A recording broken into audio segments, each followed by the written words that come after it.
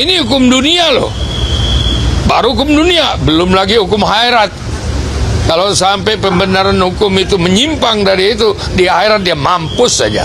Di akhirat dia mampus saja. Tiga, nanti undang-undang yang dilanggar itu akan muncul pada beberapa hari ini. Ya, undang-undang loh.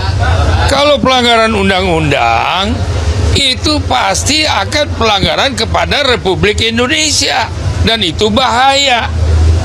Ngerti? Ya. Nah, kita tidak mau berandai-andai, ada pasal-pasal di situ jelas yang dilanggar. Kedua, semua TPS itu maksimum itu 300 suara. Kok ada laporan seolah-olah eselon yang mendapatkan 800, 700. Ini gila udah. Ini pemilu gila ini. Ya kan?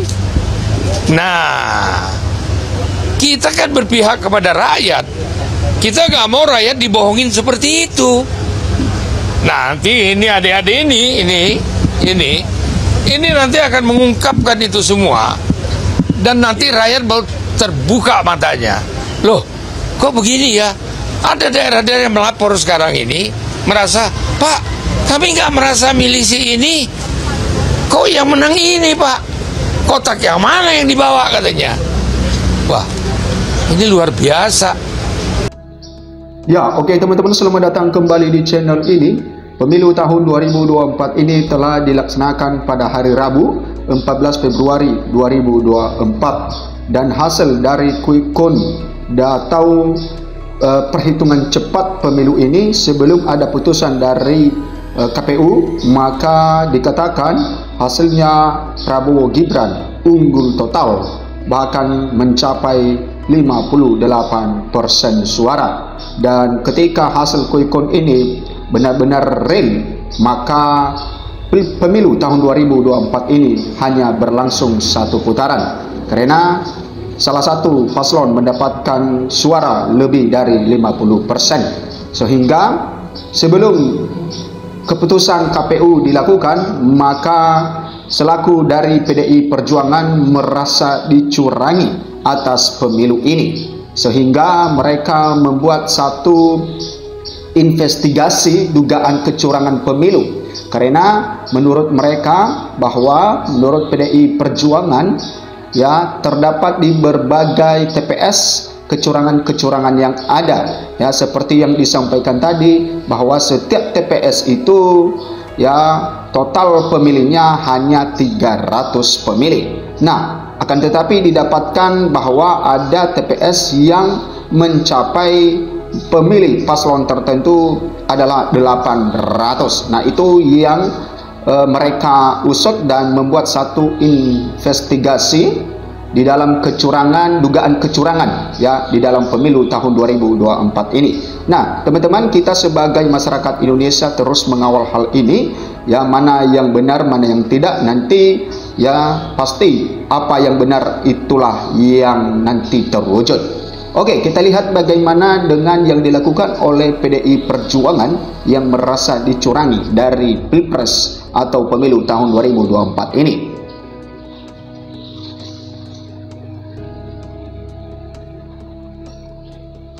Ya, TPN akan bentuk tim khusus untuk investigasi dugaan kecurangan pemilu 2024. Nah, Sekjen PDIP Hasto Kristianto menyebutkan akan mengusulkan kepada tim pemenangan nasional TPN Ganjar Mahfud membentuk tim khusus untuk menginvestigasi dugaan kecurangan di pemilu 2024 ini.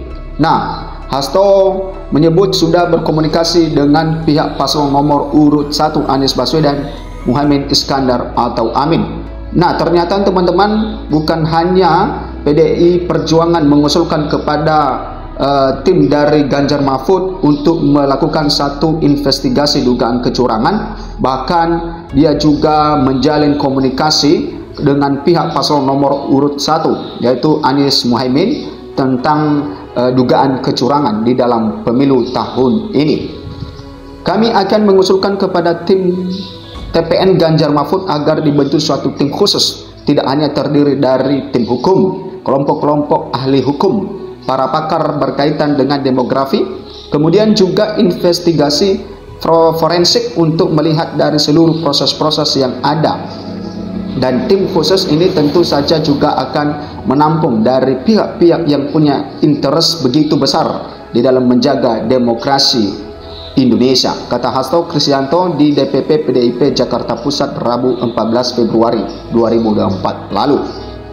Nah, Hasto menilai dengan dugaan kecurangan yang terjadi di pemilu 2024 dilakukan dari hulu ke hingga hilir.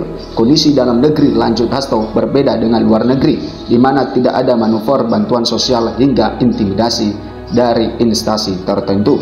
Nah, teman-teman, kita tahu bahwa Hasto Kristianto ini adalah sekretaris PDI Perjuangan, dan dia mengatakan bahwa ya pemilihan atau pilpres di tahun ini ya yang terjadi di luar negeri dengan di dalam negeri berbeda.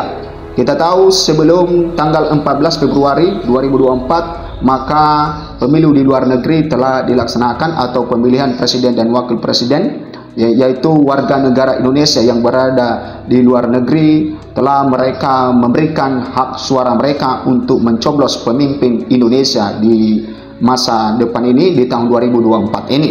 Dan hasilnya bahwa Ganjar Mahfud unggul di dalam pemilihan di luar negeri, sedangkan yang menjadi nomor 2 adalah Anies Muhaimin atau paslon nomor urut 1, dan yang terakhir mendapatkan suara yang paling sedikit adalah paslon nomor urut 2, yaitu Prabowo Gibran. Sehingga Hasto ini menilai bahwa pemilihan presiden dan wakil presiden di luar negeri dengan di dalam negeri sangat berbeda.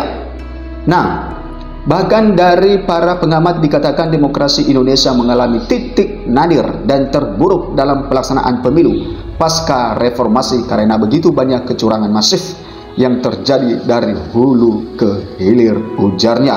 Nah, menurut dari Hasto Kristianto ini mengatakan bahwa kecurangan di 2024 ini sangat-sangat masif ya, terjadi dari hulu hingga ke hilir.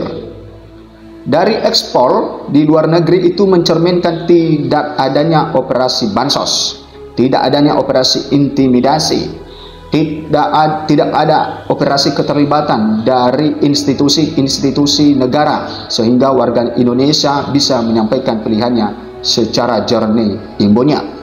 Hasto mengatakan pihaknya sudah berkomunikasi dengan Timnas Amin terkait dugaan kecurangan yang ada, namun tim sus bentuk TPN Ganjar Mahfud tidak akan bergabung dengan Timnas Amin meski memiliki kepentingan yang sama untuk menegakkan demokrasi Indonesia.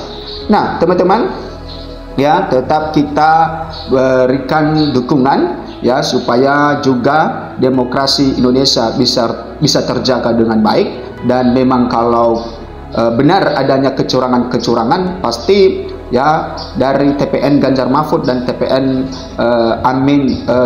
Anies dan Muhaimin memberikan bukti-bukti, melaporkan kepada Bawaslu dan MK ya supaya itu bisa diproses. Dan semoga ya pemilu tahun ini ya bisa menjaga kedamaian, bisa menjaga ketertiban di tengah-tengah masyarakat ya, supaya setelah pemilu ini tidak terjadi hal-hal yang tidak diinginkan, dan semoga bangsa kita menjadi bangsa yang bebas dari kekacauan. Terima kasih, berikan komentar Anda teman-teman, sampai jumpa di video berikutnya.